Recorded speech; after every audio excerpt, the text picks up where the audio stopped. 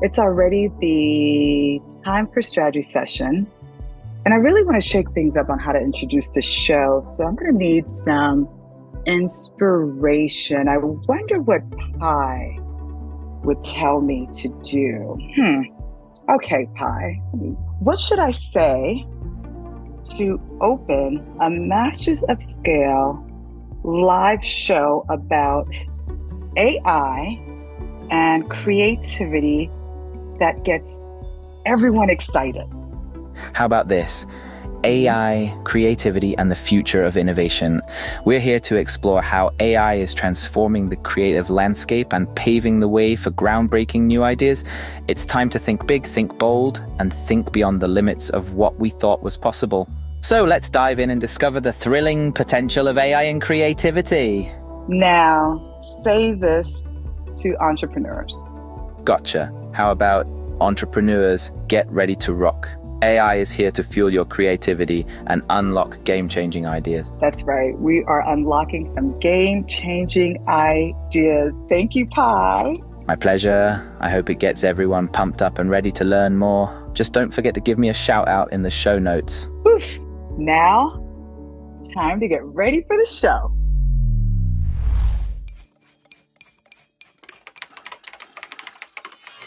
As an entrepreneur, what do you want to know about AI? It's time to wield this new technology to create the workplace and the work life that you want. Please welcome Reid Hoffman. Part of the way that I've been describing artificial intelligence is a steam engine of the mind. The fear was around copying or plagiarism. When I think about all of the possibilities with AI, honestly, I get a little overwhelmed. I think of AI as really like an additional assistant. At Bottle, we integrate AI with our marketing and customer support. What do you think would be the best way forward with this? This is Masters of Scale.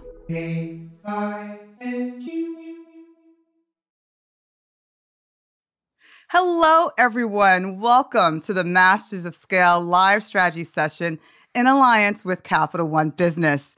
AI is here to fuel your creativity and unlock changing ideas. It's time to think big, think bold, and think beyond the limits of what we thought was possible. So we couldn't be more excited about tonight's show.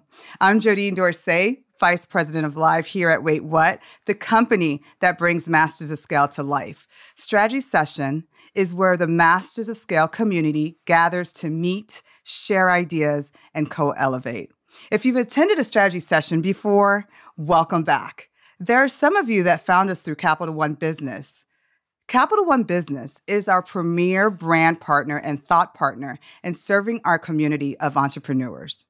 And now, let me tell you what to expect tonight. While Strategy Session normally features our wonderful host, Reid Hoffman, he is unable to join us live this evening due to some unforeseen and unavoidable circumstances. Reid always cherishes the opportunity to interact with our Masters of Scale community, so he made sure to pre-record some segments which will play for you throughout the show. Don't fear, our host chair will not be left empty, no sirree. We thought to ourselves, who could possibly fill Reid's shoes? Who connects to our audience? Who has that expertise to guide business leader through the maze of AI strategy? Of course, that person has to be Maëlle Gave. That's right, the CEO of Techstars. Maëlle will join me in a few minutes to share her entrepreneurial wisdom, and I am so excited.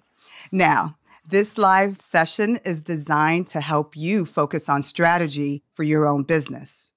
Over the course of our show, we'll share 4 entrepreneurs asking questions of our Masters of Scale host, Reid Hoffman. We also have a very special guest joining Maëlle later in the show. He may or may not be a recent guest on the Masters of Scale podcast. Look, I've said too much, said way too much. So more on that exciting addition in just a few minutes. While experimenting with AI, personally or even professionally, what's an exciting discovery that you've made? I want to start welcoming an exciting guest to the virtual stage. Please welcome Sonia DeGraw. Sonia is Capital One's Vice President of Software Engineering. While she was previously at PayPal, Sonia explored new ways to re-architect technology, streamline platforms, and deploy AI and machine learning's tactics at scale. We're so lucky to have her join us today. Hey, Sonia. Hi, Joreen. So great to be here. It's so good to see you. Sonia, each strategy session begins with a central theme to help us focus the overall discussion. Last month, we tackled AI's impact on the future of work.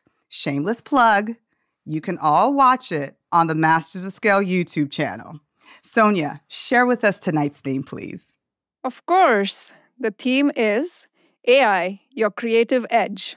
You don't need to be artistic to benefit from AI's creative amplification. Creativity is core to any successful leader looking to distance their business from the competition.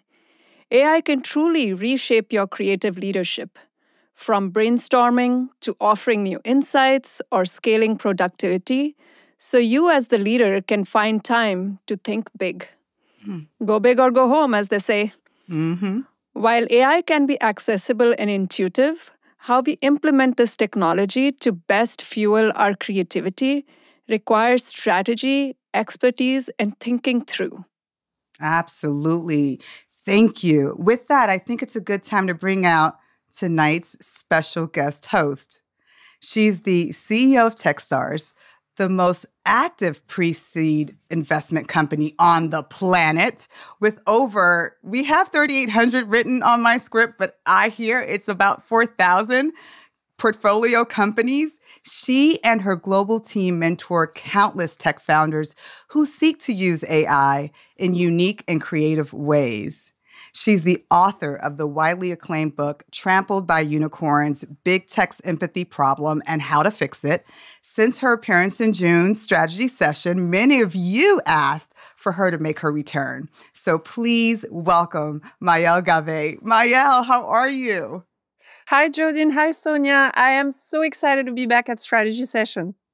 It's so good to see you, and it's so good for you to be here. You know, June strategy session, you ended our summer series with a hit, and so many people asked for you to come back. I'm so glad they did. I'd love to throw to Sonia for our very first question of the night.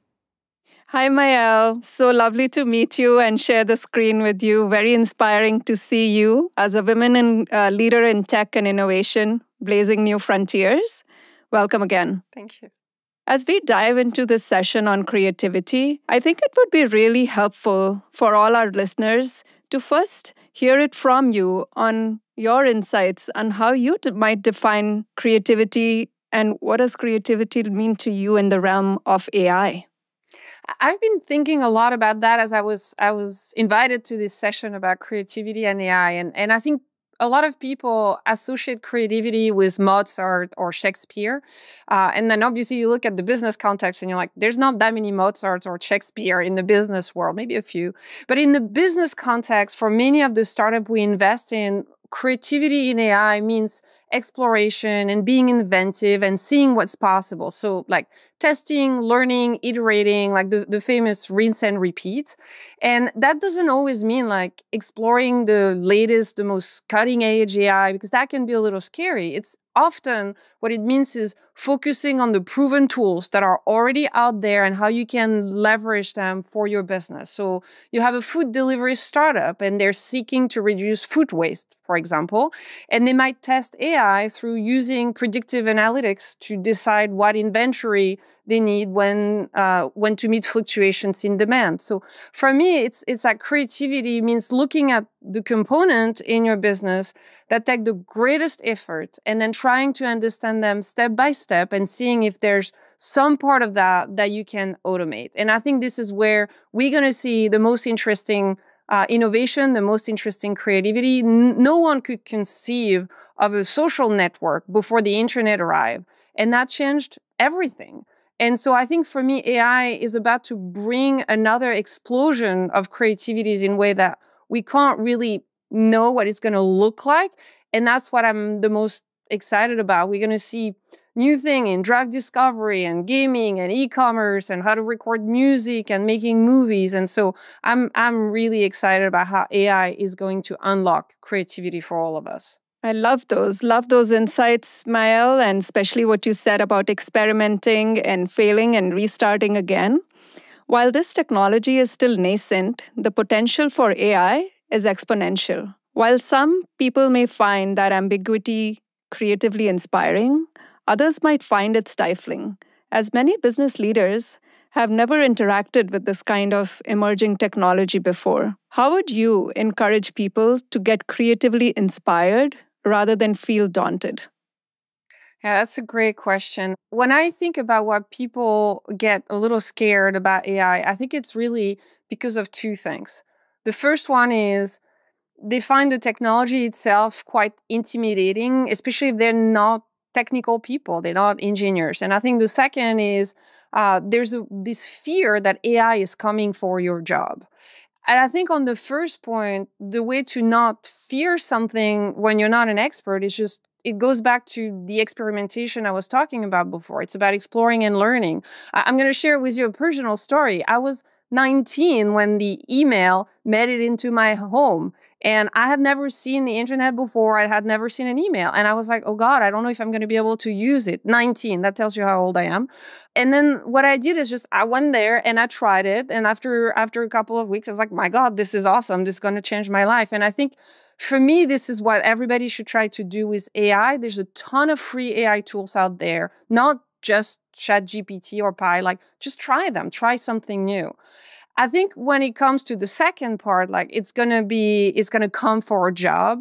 I don't think we can be naive. There are absolutely some jobs that are going to be displaced by AI, but for the vast majority, I believe it will empower us to redefine our role and do our jobs more effectively and more productively. And there's also going to be a lot of jobs that, frankly, we have little idea about what they're going to be. And again, that's to me what's really exciting. I would just quote one last thing, like Harvard Business School recently partnered with BCG. I used to be at BCG a long, long time ago. And they looked at AI tools associated with consultant, and it showed that it increased consultant productivity and accuracy on a lot of tasks and really increased the quality. And so if AI can help consultants and not replace them, which was my assumption at the beginning, I'm sure it can help a lot of us around the world to do our job better. So that's it. So now you've asked me questions, so I'm going to ask you back a question. Obviously, at Techstars, we mainly focus on the small and agile startup, and it's easier to experiment creatively with AI and take risk when you're a small startup. I'm wondering at Capital One, it's a big, I assume, complex organization. So how do you make room to stay creative? Yeah, indeed. It's such a great question, Mel, and I loved your insights on how you looked at AI and look at it on how it can augment rather than replace. At Capital One, we truly believe that machine learning and AI will help unlock so many different solutions and potential for financial services to get democratized and to become available to all our consumers. At Capital One, customers are at front and center of how we are using machine learning and AI, doing the experiments, and figuring out what creatively we can offer as personalized customer experiences, where they have placed their trust on Capital One. So, for example, we are experimenting and looking at how machine learning and AI can offer more real-time intelligent insights, how AI can help offer them financial advice, how we can prevent risky transactions from happening on their account, how we can prevent fraudulent transactions. That's just the tip of the iceberg on how we are looking at machine learning and AI. So for a builder and a technologist like me and the people on my team, AI is offering potential and, quite honestly, revolutionizing how we look at the potential that it has on the solutions that we are developing for our customers. For us, the customers could be inside the business or actual customers of Cap One. And taking that approach, what that entails is figure out a problem that a customer is facing. Bring in more empathy, bring in more humanity into their banking experience.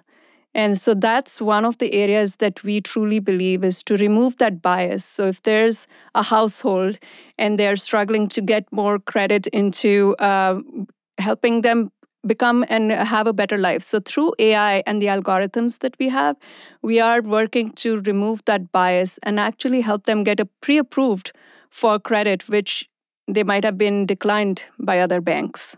So those are some of the examples in which we are taking a more humanized way and bringing humanity back into our banking experience. And like I said, we are very, very excited on the potential that AI has in front of us to offer those personalized, real-time, intelligent customer experiences. Thank you, Sonia, for your wonderful business insights and illuminations on staying creative within boundaries. I know there's a lot of people that's watching that can relate. Well, we'll see you soon. Mael, we'll see you in a little bit later at the show. As I mentioned, Reed really wanted to be part of this session, so he went ahead and met with our guest entrepreneurs to answer their questions and record his strategy for all of you at home. Our first question comes to us from Emily Yu. Emily is the founder and CEO of AI Priori, an AI-powered platform driven by community-centered data to help the public sector review their content at scale. Let's see what Emily had to ask Reed. Hello, Reed. Thank you for taking my question. It's so nice to meet you. Likewise. Thank you. So with my startup, AI Priori, we work with leaders from across the social sector, looking to integrate AI for greater impact. And for many, it has to do with preparing for the inevitable shifts that are coming in culture, practices, and policies that are happening around us. I'm wondering if you have any advice for social sector leaders and how they can really think about creating a change management strategy that not only helps them, assimilate with this transformation with their change management strategy, but really unleashes creativity for greater impact. Great question. And, the kind of things that AI Priori is doing to, help analyze the documents and pull out and that kind of thing, I think is, very good help and a very natural use of AI. Because, for example, in amplification intelligence, it's a research assistant. It, can summarize. It can generate, slogans or documents. So, and I think the part of the work that you're doing that's really important is to essentially say not just the kind of the tech folks or the lawyers or others, but the social impact. Let's get this benefit for society as well. And I think that's a very important mission. Some things that undoubtedly you've already thought of that I'm going to just add in for everyone here. There's obviously the use of generative AI to generate a whole bunch of materials from the social impact sector. Reports, blog posts, analyses, response to local news and how that plays into your mission and all that kind of stuff, because AI can help amplify that just as it amplifies anything with language. Another one that may not surprise people now that they've seen the OpenAI Dev Day is a bot that helps answer questions. So if someone says, "Hey, I've got an interest in this impact, the social impact area," you can have something that's there that can talk and can say, "Here's what things like, well, what's going on in my community, or what could I do to help, or is this as important as this other social cause that I care about, or what's the relationship to it?" And that can also, of course, be quite helpful in this. And so, and then, of course, in addition to your internal, research analysis, there's also research analysis from the internet. What kinds of things to find, that kind of thing. And this kind of what is in the AI world known as RAG, which is, kind of taking,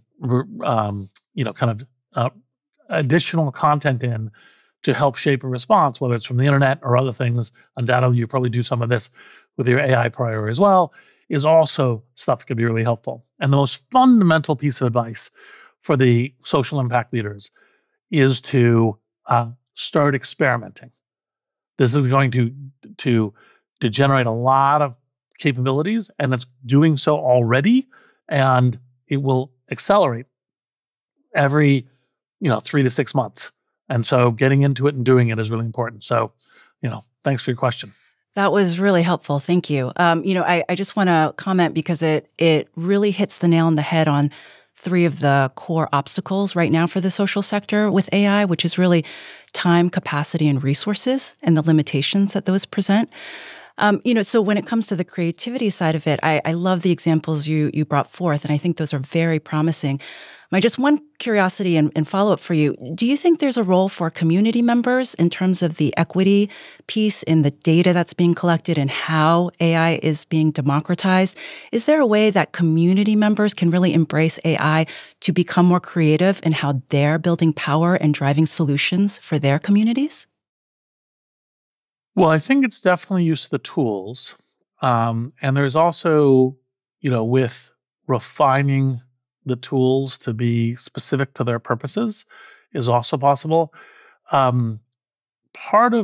think there's basically two patterns of kind of AI models. There's the super large models, which are trained on trillions of words. And so there's no community that generates enough words for that. It's trained across the whole thing. And then there's smaller models that are essentially fine-tuned. And sometimes they're fine-tuned off the large models and smaller sets of data. There's two ways that communities could fine-tune things, or at least there's more than two ways. But in general fine-tuning, one is to say, okay, we're going to take a kind of a largest open source model and we're going to retrain it some to our particular interests and purposes, so it has a higher rate, the right language style of response, the right way of integrating, making people feel natural and at home with it. Another one is to take a large model and train a new model, but off specific data from the community, and then getting very high precision to that. Now, there's even cheaper ways, which is to do meta prompting. So, for example, if you take GPT-4 today and you put in what is known as a meta prompt, and you say, don't give the answer, just help the person towards the answer, you instantly create a tutor, right? As just an example. So it says, the person says, what were the causes of the American Revolution? And it says, well, what do you think the causes might be? As opposed to, well, here's what, historians argue is the top 5. And that creates a tutor. Well, that kind of meta prompting can direct this, direct the agent to be responsive in the way that you think is the right domain for this agent to be, engaged, appropriate, right language, et cetera, for a particular community too. That's fantastic. Thank you. That was very helpful and inspiring.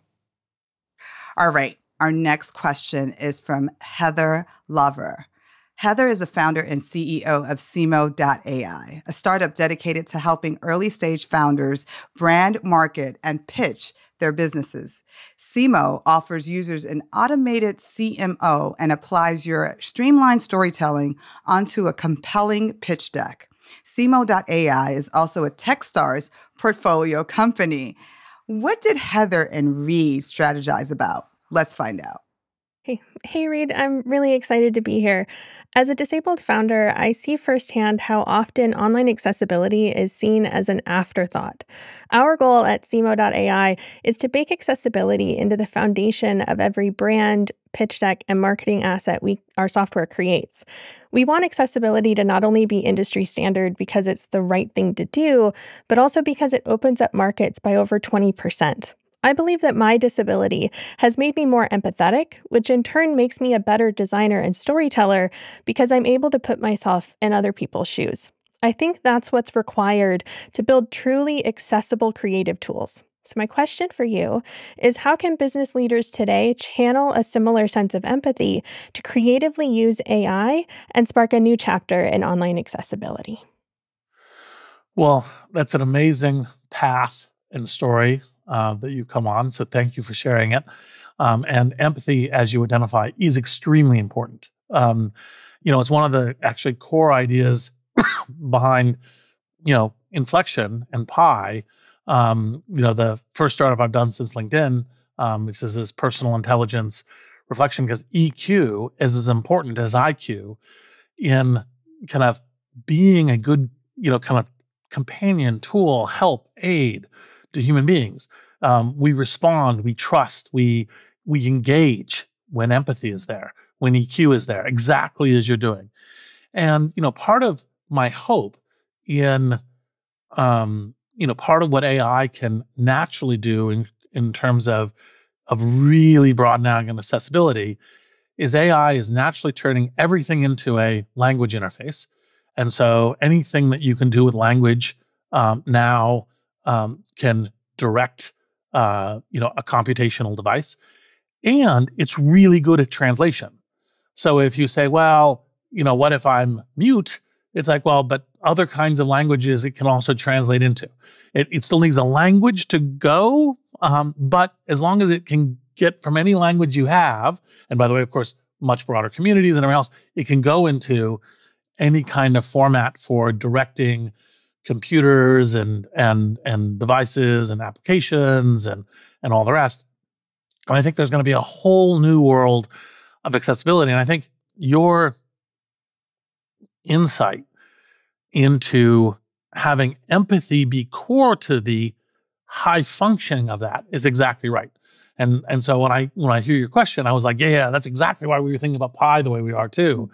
And of course, Pi is a chatbot agent, and yours is actually how do we change the interfaces of all these things so that we make the affordances, the ability to kind of make it natural, easy, welcome, my kind of place, my kind of thing done with me in mind, at a much broader range. And I think that, and by the way, it won't just increase the market, as you say, it'll also increase the value for everybody. So I think it's a great question. Yeah, absolutely. I love what you said about the importance of EQ and IQ. That's really at the heart and soul of what we're doing at CMO. And I'm really excited about how AI and machine learning can make certain things about branding more accessible to people and marketing and pitching more accessible to people. For instance, one challenge that we're dealing with right now is how to make brand generation accessible to the completely blind. And it really takes a lot of empathy to put yourself in their shoes, especially someone who's never had sight. How do you explain a color scheme? How do you explain what a font looks like? Because right now, founders who are completely blind, they have to go through, it quadruples the amount of time to develop any kind of marketing because they have to have it reviewed by someone sighted. So at CMO, we're trying really hard to answer that question with technology to make it easier and faster for them so that they have an equal shot at telling their story and unlocking their own startup success. That's really great. And I suspect you're already doing this, but I'd be very curious to see if you go to the leading AI models and you say, with different prompts, explain color palette, explain to a blind person, et cetera, and do it with many different prompts and see if you get some interesting different results. Try it also, by the way, when you're doing this to do, because sometimes shaking it up and just repriming it, like how would Picasso explain color palettes to a blind person, right? Like try that because you might discover something, oh, that's really good. We should use that one too. And again, 80% of them might be useless, but if 20% of them are useful, that will be really helpful. And I think that's part of where we can use AI to help us become more human. Absolutely. I completely agree. Thank you so much, Reed. Thanks. All right, everyone. We've got a couple more entrepreneurs to introduce you to, but first, we're going to play a quick game. All of us at Masters of Scale love a good game show. And since this session is all about AI, it's time to bring back our AI-themed game show, ChatGPT versus Reed.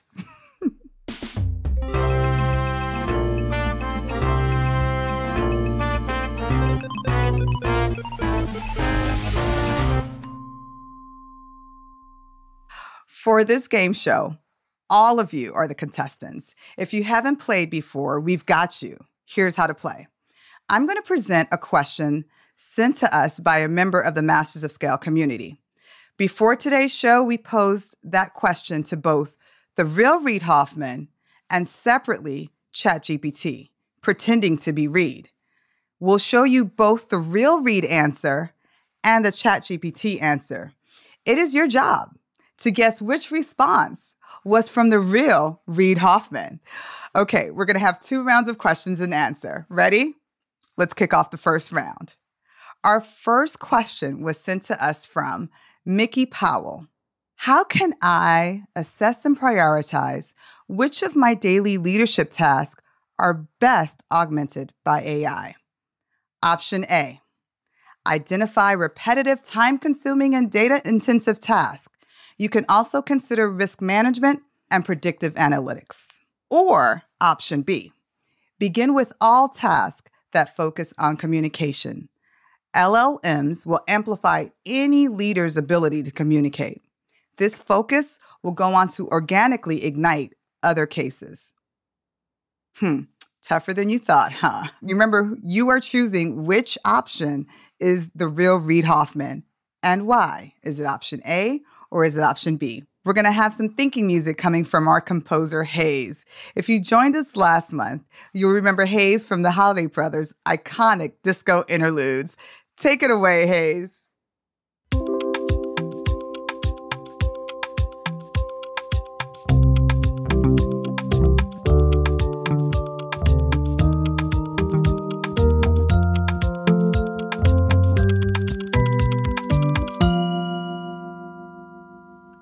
Why is Hayes in an alligator costume? Thank you, Hayes. But why are you in an alligator costume? I am ready to reveal the real Reid's response. The real Reid response was option B. Congratulations to all of you who chose B. You won bragging rights for this round. But don't get too excited because we are now ready for round 2. So here's the question an entrepreneur asked. As we hire, what 3 characteristics should we look out for in candidates that best indicate their potential for a positive partnership with AI? Option A, dynamic learner with a drive to experiment, creative inventiveness, an eye for spotting patterns and trends. Or option B, agile, collaborative, committed, ethical mindset. Well, in his alligator outfit, we're going to bring back Hayes for some thinking music as we try to guess which answer is the real Reid. All right, Hayes, take it away.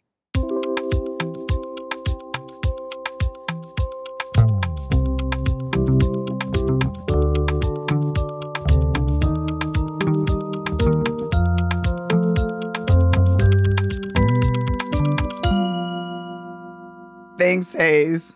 So the answer that came from the real Reid is response A. All right, let's tackle more strategy session questions from our entrepreneurs, and thank you so much for playing that game. For our next question, we go to Melinda Haughey. Melinda is the co-founder and CTO of Proxy, a software company enabling users to create and share their own personalized and interactive maps. Let's see what happened when Melinda and Reid sat down together. Hi, Reid. It's an honor to be here with you today. An honor is mine, too. Over 70,000 user-generated and crowdsourced maps have been created on Proxy's AI-enabled mapping tool. These maps cover a wide range of interests, from highlighting queer-owned businesses to historical guides to London, even showcasing which themed establishments and where they are. We've accumulated a substantial data set of unique, location-specific information. Think of it like a Reddit of places. And next, we're exploring how to best share these places and this data set with consumers. And we're looking ahead to building on emerging mediums beyond something like another iPhone app. Reid, we're eager to understand what creative ways you think consumers will use to engage with local information in the coming years, especially with AI advances, and how that might impact the platforms and hardware that consumers turn to mediate information discovery. Well, great question. I always find myself with a little trepidation in answering prediction questions because the most certain way to look a little foolish in 3 to 5 years is make a prediction about the future. Because it's the thing I usually say about the future is it's sooner and stranger than you think, which is it gets here, but it's also unusual, right? In terms of some unpredicted characteristics. I think there's a couple different ways that local information. One is obviously, in the current, kind of one-to-many publishing paradigm, even in local, you tend to say, well, here is the review for the restaurant, or here is the review for which themed establishments, or here is, something. And yet now with AI, it can be much more tied, right? So like you can both generate a lot more, but you also go, oh, this is Reed asking for historical guides to London. And Reed has an interest in science fiction. And there's this great science fiction museum that was started by H.G. Wells, right? And then all of a sudden you can kind of highlight that. So and then you can write something specifically to it. You can generate to it. It can be local content. Another one like that is the interaction paradigm. Because as opposed to the general computational paradigm that we tend to think of things, which is kind of like search response, query response, question answer, more dialogic, more interactive, because it could be the, like, for example, if someone's going to London, it's like, okay, what kind of things do you find to you normal? Don't even ask a London question. Like, what do you find to be normally fun when you're traveling? Or what have been some of your best travel experiences? And then they say, well, when I was riding a horse, through the hills of Italy. You go, well, there is actually interesting horse stuff outside London, if that would be interesting to you, right? Et cetera, et cetera. And there may be some history to it, or, blah. And so also through that. And I think we will see all of this happening at speed. And I think, part of the thing that will, I think, be maybe most interesting in the interactions is how we figure out how to prompt human beings, right? Because human beings are not necessarily good at the blank page problems. It's one of the reasons why most people still don't know how to use search as well as search can be used, right? Because they've learned some things. They've learned to look up restaurants and learn other things. But like, for example, I'm surprised at how many people don't know when they're going, oh, I'm looking for how to learn a skill, like how to cook this dish. They don't go to YouTube and go, how to cook this dish on YouTube. And then goes, oh, look, there's a video showing you some things about doing it. It's a great way to. So many people don't know how to use these tools. So I think one of the other parts that will be a central part of the AI revolution will be essentially learning to prompt that in a way to help you get to the thing that gives you the most delight, like what the prompt is to get you there for it. And so, I think that's among the things I would say as an answer. It's trends. It's where things are going, but it's not. There's obviously a lot we're going to discover together. Yeah, I think the prompting point is particularly interesting to us because we have our tool where people can go and add points to their map, but we also have this ability for people to get places that are personalized based on other maps that they've created, but also based on prompts that people aren't used to using when searching for places. So today you search for $1 sign, $2 sign, $3 sign, a specific cuisine, but really what I want is a place to impress my in-laws that's within 3 miles of where I live.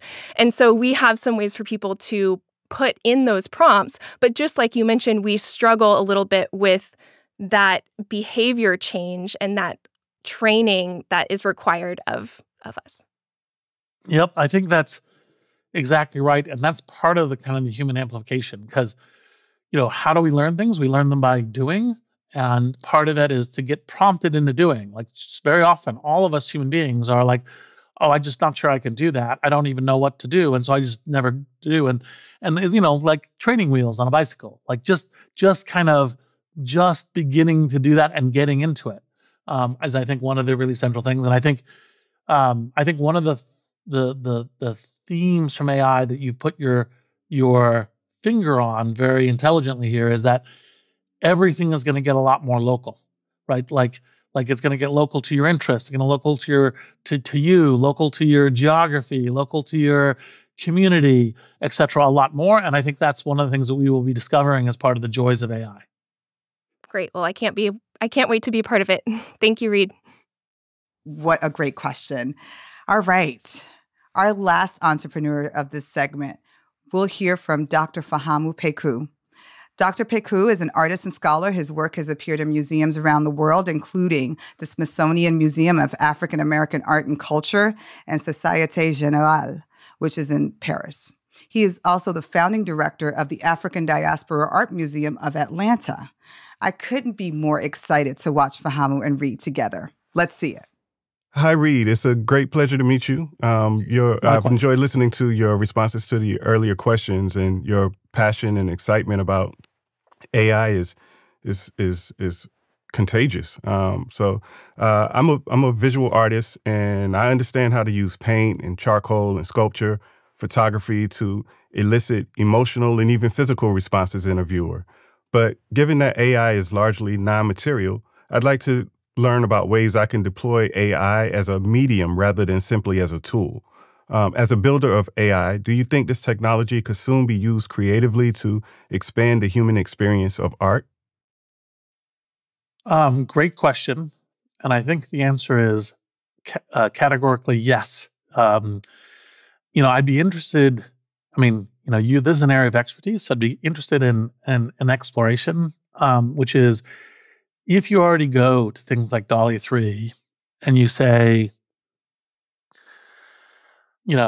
give me some responses, or even upload like a picture of something you've done, paint, charcoal, sculpture, photography, and give me some responses, or how would this blend with, a silver daguerreotype, or other kinds of things, kind of much more tactile. I actually think it might even have something in a loop where you are the person creating the materiality, but it is an assistant to you.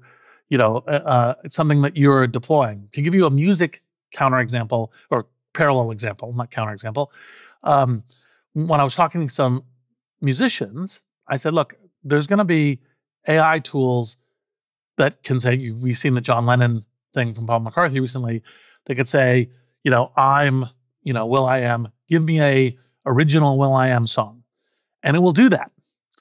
And they go, well, shit, do I get replaced? No, because when you're prompting it, you go, ooh, that bit at second 5 to 10, that's really good. And that bit at 1 minute and 10 to 1 minute 35, that's really good. I'm going to pull that out and I'm going to use that. And I'm going to reiterate for it. That's the kind of tool that it might actually even help in your physical materiality, right? That kind of loop and use is something that, I suspect there's a there. Where it is and how it is, you're more the expert than I am in order to make that happen. Now, I do think also that AI can broaden the experience of art from the experiencer side in a lot of ways too, because let's take a parallel for what's going on in kind of the business world, which is, I get a report and I don't have time to read the report, and I feed the PDF into, an AI summarizer and say, give me a summary, right? Now, say I'm looking at a piece of art and I go, I don't fully know how to fully understand this. It says, well, okay, so here's some of the history of it. Here's the artist. Here is different things. Do you have a question? You can ask the question. This is the sense of kind of what we're trying to do in this experience, or these are the question. This is the right question to come to mind with this, or this is the history of it. This is the community it's embedded in. And so it can make the ability to explore a piece of art much richer, because again, just like having a personal assistant there, the personal assistant can bring stuff. And if you're worried that, because by the way, the personal assistant, if you just take GPT, it's going to do what it's going to do. You could do meta prompting or other kinds of things around it to help it shape where you would want the dialogue around the piece of art to be, to also be part of the artistic experience. And so that's also, I think, something to be done. And these are just off-the-cuff ideas. I think artists such as yourself and other people will figure out 20 things that are brighter than the things that I just said. But those are some kind of, initial gestures, kind of a flashlight beam of light. Yeah, that's really amazing and really great to think about. in one of your earlier responses, you talked about AI expanding, language, right? Like complicating language. And I think, when we think about art as language, there's a really natural collaboration that happens between what the technology can do and making it conversant with the experience of art. Yes, exactly. And getting more people into art because, again, it's that kind of like how do I begin to experience it? How do I, am I just supposed to like it? Like it pleases my senses? Or is it supposed to teach me something? Or how do I engage? Like people obviously frequently say engage in a dialogue with it. Well, most people don't know how to do that. Mm-hmm. So enabling those kind of training wheels and first steps to doing that, and language is how we, most often interface with each other. So language enables that, the first steps on that path. Thank you. Thank you. So many interesting ideas I'll be taking away from Reid this evening. We're so grateful that he wanted to make the effort to answer all of tonight's questions. Thank you again to Melinda and, of course, Dr. Fahamu Peku for your excellent questions. Well, I think it's time that we shake things up. So I want to welcome back Maëlle Gave. Hi, Maëlle. Hi, Jodine. While I was watching Reid's conversation with Melinda, it made me think, if AI impacts consumer habits as much as we predict it will, how can any leader confidently create a longer-term business plan right now? If you devise a plan that takes 3 to 4 years to develop, surely you're planning for a landscape that might look exceedingly different. Yeah, no, it's clearly top of mind for a lot of founders right now. And what I usually tell them is, look, being a founder, being a CEO requires for you anyway to think long term. And the world keeps shifting and the ground keeps moving under your feet. Like no one predicted COVID. No one predicted the crisis with SVB. And somehow you, founder, kind of figure out a way to make it work through this. And so I think being a founder is almost being a black belt in managing black swans. And so to me, AI is just another one of those. As a founder and as a leader of your company, you should think about long-term where you want to go. And then you adapt based on what's happening tactically on a weekly, daily, monthly, quarterly basis. As long as you have this North Star, it's going to be fine. At Techstars, you meet with entrepreneurs every day to talk about these kinds of issues. We know that you have so much to share when it comes to AI. So we want to make the space for you to do so. So I'm going to introduce our final guest of the show and leave you both to dive into more of a fireside chat.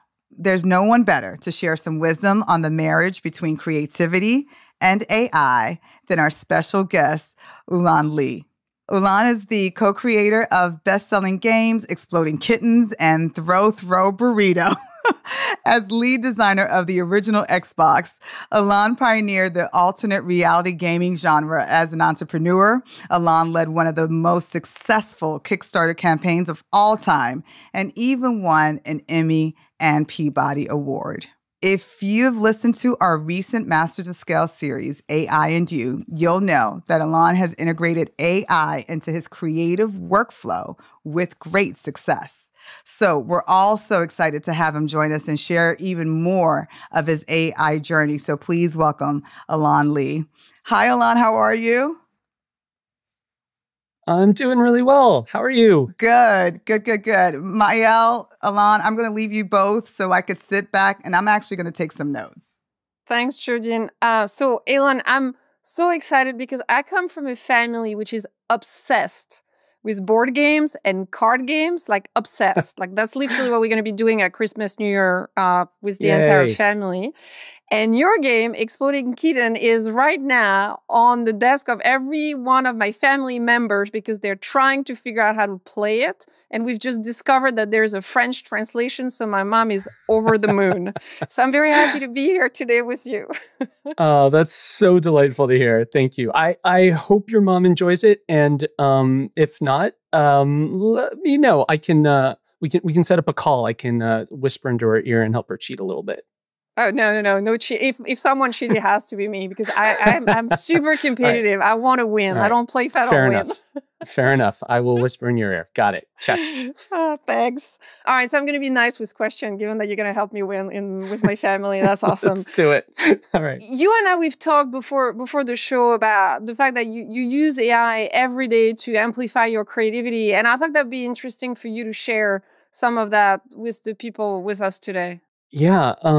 Taking a step back and describing what I do for a living, what it means to create games. And then I hope that each step of that and how AI is integrated into that can be really easily translated to whatever your creative endeavor is. I think it's kind of a one-to-one translation, but bear with me and we'll find out. So I think game creation, from my perspective, is really just 3 phases. You have to create a fun game. You have to come up with a good theme for that game, and then you have to sell the game. And those 3 phases, I think, are really relevant to whatever your endeavor is. When I say I have to create a fun game, whatever it is that you're working on, you have to create the insert successful adjective here, right? You have to create an effective tech startup. You have to create a viral marketing campaign. Like whatever it is, however you define success, as I talk through the game creation process, I'm going to be using the word fun, but you can easily translate that out to whatever is the success criteria for your project. So let's start there. I have to make fun games. For me, that process is very time consuming. And it used to take months or years. And with AI, I've actually been able to shorten that to sometimes just a few hours. And I think the process is, step 1, define the problem. Like you need really good constraints. Sometimes AI can help you with that, but mostly you just don't want a completely blue sky environment. You want to figure out, how can I build a thing that satisfies a very particular problem, that solves a very particular problem? So define your boundaries, step 1. Step 2, fill your brain with all the things. Don't read some books, read all the books. Don't watch some shows, watch all the shows. Listen to all the podcasts. Like you really, anytime you find yourself with the opportunity to have an experience, either like leaving the house and doing something or consuming some form of media or having a fascinating conversation, take that opportunity. That is business research 101. You just need as many things in your head as possible. And that's very much a lifelong endeavor. And the more you're able to fill your brain with those things and remember them and index them really effectively, the better a creative entrepreneur you will be. The third step is the one that takes so long, which is mixing and matching. If you were working on a movie pitch, you look at the constraints that you set and you're trying to say like, which 2 things do I want to mix together? It's Jaws versus Sophie's Choice. That's a terrible example, but just I want to play that game. Yeah, I want to play that game too. Seriously, but when I'm creating a game, it's really that. It's I really like Uno. Can we combine Uno with Connect 4? No. How about if we take Connect 4 and mix it with bike riding? I'm really into bike riding now, right? And you go through this process of mixing and matching, and usually rejecting as fast as you can. And this is really where AI, in my opinion, steps in. Because I will, instead of working on that mixing and matching criteria for weeks and months and sometimes years when I'm really stuck, I can sit down with AI for a few hours and just work on prompts and say like, look, I'm going to supply the first thing and you help me out with all the interesting things that I could potentially mix this with. And oftentimes it'll generate lists and lists and lists, and they're all garbage, which is fine because that's part of the process. But it's really nice to pick one of them and say, you know what? Ignore the first thing I said. An item on your list was competitive rock climbing. Let's start there. Tell me about the things we can mix with competitive rock climbing to satisfy the criteria we talked about earlier and was baked into the prompt. And suddenly, my ability to work with this intelligence with infinite patience and infinite ideas is so much better than what I can do on my own. It often won't yield the right idea, but I can usually shortcut weeks off the process because it helps me get through all the bad stuff faster, and it helps me find the little tiny sparks that might be interesting, and then I can grab those and dive right in. Oh, please go ahead. No, please go ahead. I thought you were finished. Go ahead. I will talk for hours unless you interrupt me, and it's always better with the interruption. So please help me steer this. So what I find really interesting in what you're saying is that the exact, by the way, I had no idea that this is how games were created. I just, I find them like, oh, that's awesome. So now I understand better how you made that happen. But what I find really interesting is that what you were describing could be applied almost one-to-one to any entrepreneur looking for a business idea, like not just gaming, but like generally, like overall. Have you tried to apply that process, including the AI support, into just launching another business that is not necessarily related to finding a game? I never have, but I will bet it would work. Like years ago, before I got into video games or card games, I was working with some friends, and we were just working on essentially a storytelling company. And I remember I was sitting down with my mentor, a guy named Jordan Weissman, who is a legend in the video game world. And we sat down and we were talking about storytelling and creative storytelling and what it means to tell a story in the modern day. And we were sitting and we were eating, I remember, a sushi lunch, and his phone rang. And he said, "What if that was the game calling me right now?" And my brain exploded. It was like, you just mixed two incredible things together, right? Storytelling and the ability to call players. Instead of the players opting into this thing, what if the game opted into the players? And so we ran off. We took a year. We built it. It was generally known as the world's first alternate reality game. You can go do all the research on this thing. It was called The Beast. But that process, we stumbled into that. And that was after probably weeks of thinking, well, what if this, and what if that, and what if this? And Jordan, in his brilliance, mixed the two correct things together at exactly the right time. For those who don't have a Jordan, AI serves that purpose perfectly, because it will do that combinatorial mathematics at lightning speed. All you have to do is be really astute and really open-minded as you look at the results and find the two ingredients that are appropriate to mix together. Do you think that AI help you keep the essence of the human experience in play? Because you talk a lot. I read some of your interviews and listened to some of the podcasts you did, including Masters of Scale. And you talk a lot about how you try to capture the human experience in all the games that you design. And immediately my mind jumps to, is AI ever going to be able to engineer the human experience the way you think about it and the way you've been integrating into your game? So my fundamental premise behind all game design is that games should not be entertaining. Games should make the people you're playing with entertaining. And AI sucks at that. And that's great. That's great. That's going to keep me in business for a long time. When I said earlier, the criteria for me is make a fun game. My definition of fun is a game that shines the spotlight on the players, that makes the players entertaining, because I have found that those are the most fun games. When I think back to my childhood, which was a very game-heavy family, those are all my best experiences. It's when me and my siblings were laughing and throwing food and flipping the table over and cheating and collaborating and doing all that stuff. I don't even remember the games. I remember us. I remember those interactions. So when I say I need to make a fun game, it has to check off those boxes, those childhood memory boxes, the players being entertaining. And AI can supply these beautiful, infinitely long lists, but it will always be saying, what about this? What about this? What about this? What about this? And it is up to me to say, nope, nope, nope, nope, yes, nope, a little of that. Let's move in this direction. And that human element of it is what changes it from a tool to a collaboration. And without those two parts, it would be an unfruitful collaboration. Again, that's really interesting because it's back to the conversation I'm sure a lot of us have been having, which is AI coming for our job, or is it here to enhance our capabilities and help us be like superhuman? And what I'm hearing from you is you're in the second camp. Like you're thinking about AI as a way to make you better and just unleash your own creativity even further. Yeah, I heard a great quote. I I hate giving quotes unattributed, and I'm not going to be able to attribute this one, so someone's going to have to help me and look it up.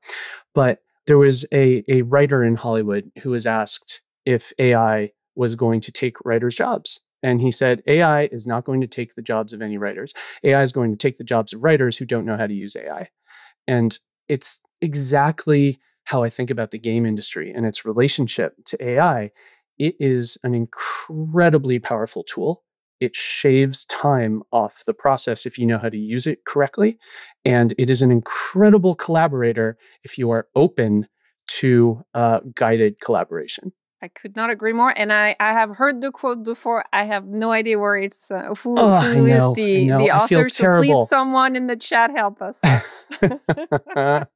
The other thing that's fun, just to mention it, there's this other element that I never really thought of before, but have recently started doing this.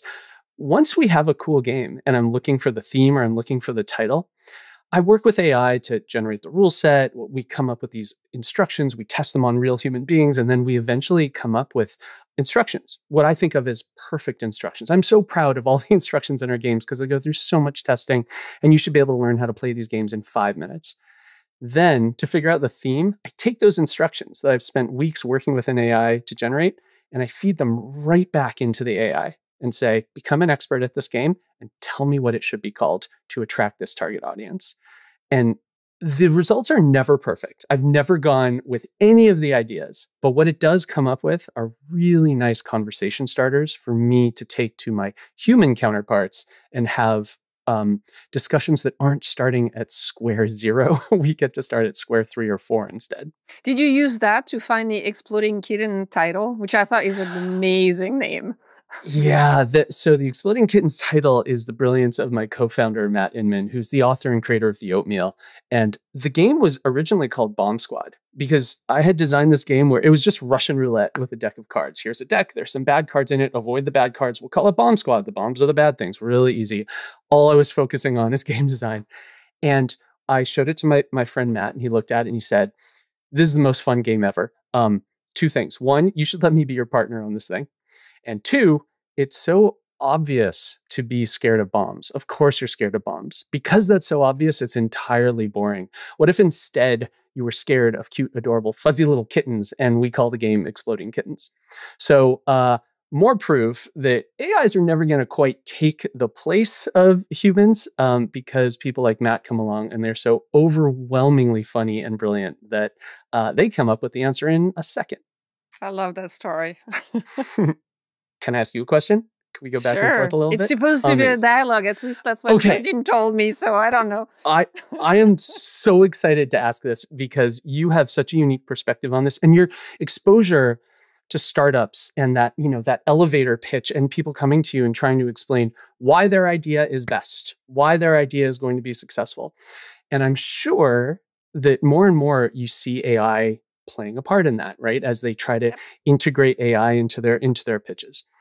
What are the red flags? What do they say where you think immediately, oh, this person doesn't know what they're talking about, or this will absolutely never work because they do not understand. They're just throwing jargon at me, and therefore this is all irrelevant. Oh, that's a good one.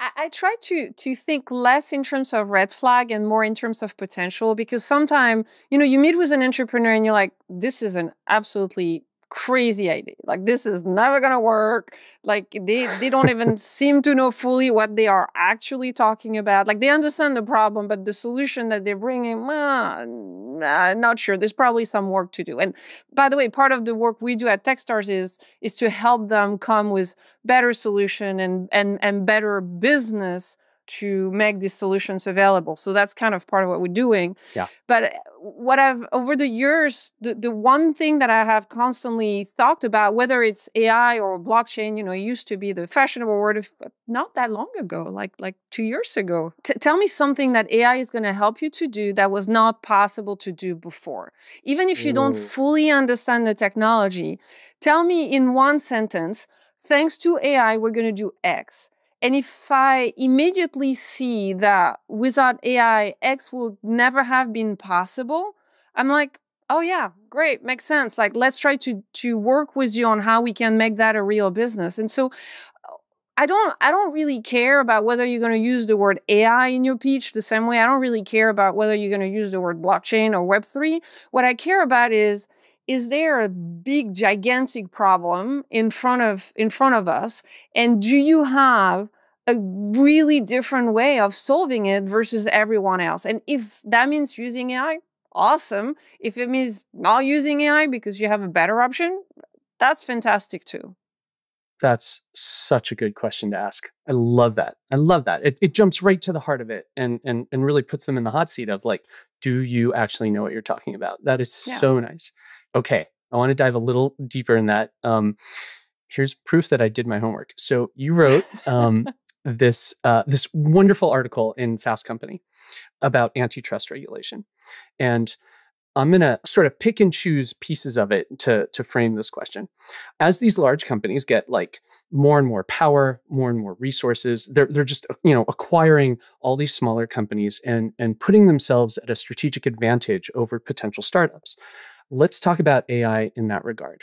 Are there versions of AI resources that those larger companies either have or could gain access to that the rest of us, the smaller people, will never have access to? And therefore, it's not an even playing field. Like, is that a potential risk? Is that a reality? Is that science fiction? Like, where are we with AI as a tool for big companies versus startups? So I've never heard someone saying the word wonderful after I read that article about antitrust regulation. So I'm like, I'm all excited now. Look, I mean, the way I think about it is I think about it in terms of analogy. I think about Amazon. I come from e-commerce originally before joining Techstars. And Amazon probably built the best e-commerce supply chain in the entire world. And as a result of them building that incredible supply chain, they gain an unbeatable, in my opinion, competitive advantage. That makes it really, really hard for retailers and other e-commerce companies to compete, especially the ones who went head-to-head with the type of choice and the logistic infrastructure that Amazon had built. But at the same time, the exact same structure that made Amazon such a giant, it was open up to third parties, and that enabled a number of small players who would never have been able to do that sort of e-commerce at scale. It also pushed players outside of Amazon, so like UPS, for example, FedEx, to provide white label delivery services. And in return, these white label delivery services allowed more businesses, more e-commerce businesses to be alive and grow. And so I think about AI a little bit in the same way. There is going to be some businesses which are going to disappear. And frankly, if you're an entrepreneur and your dream is to compete with ChatGPT, you are probably not going to succeed because of the compute power and the data sets required to even remotely have a shot at competing. So the only businesses that might compete are most likely state-backed or big tech-backed. But all of this is also going to create a huge opportunity to leverage this infrastructure to build startups. And so there's going to be competition in the same way there were competition over delivery because of Amazon. So if you're asking, are you as a startup going to be able to compete head-to-head with big tech? Probably not head-to-head, but you're going to have opportunities anyway to launch businesses. And maybe at some point, these businesses will cannibalize big tech. And that, to me, that's what AI is so exciting because it allows new businesses to come and solve problems that big tech is not capable of solving right now. I love that. Okay, there's hope. There is always hope. You and I are entrepreneurs, so we're by definition borderline delusional and optimistic. Fair enough. I think we need to bring back Jodine. Okay. Sorry, I got all carried away. Yes, let's do it. But at some point, like, they're not going to let us talk for another 2 hours. So, but you can if you want to.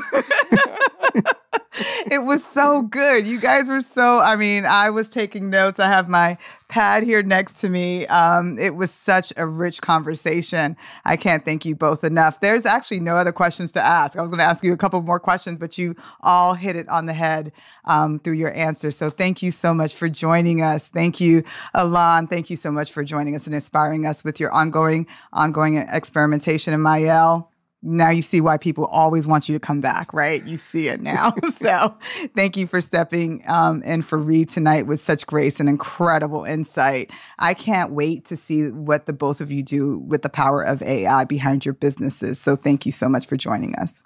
Thank you so much for having me. Well, this has been an amazing show, but it's not over just yet. Give me a couple more minutes of your time. We want to spend special thanks to Sonia DeGraw from Capital One Business for joining us this evening. Thank you to the entire team at Capital One Business for being such extraordinary premier brand partners and such generous patrons for entrepreneurs. We love co-elevating with you. And speaking of co-elevation, Capital One Business Hub. It's a source for educational on-the-go content aimed to spark new and innovative thinking in teams and companies of all sizes. A huge thank you again to Alon Lee for joining us. If anyone watching hasn't played Exploding Kittens or any of the games Alon has created, you must. They are so much fun. In fact, the Exploding Kittens TV show, you're hearing it first, is coming soon to Netflix. So please keep an eye out for that. A big thank you to Reid Hoffman for answering our entrepreneurs' questions. And of course, thank you to the always amazing Maëlle Gave. We learned so much from you and can't wait to see you again soon. You're such a valued friend to Masters of Scale. Thank you to the entire Masters of Scale team for putting this event together, with our fearless leader, Chineme Ezekwana, and our partners over at Brand Live. To all of you at home, thank you for joining us tonight. We loved having you here and hope you'll continue being part of the Masters of Scale community. We're also at Masters of Scale on all social media platforms. Yes, that includes TikTok. And please be sure to subscribe to our YouTube channel. To receive Masters of Scale right in your inbox every week in a digestible newsletter full of insight, tips, and news, go to mastersofscale.com/subscribe to sign up. We are honored to join you on your entrepreneurial journey. I'm Jodine Dorsey, and thank you so much for watching. This is Masters of Scale. A-I-N-Q-U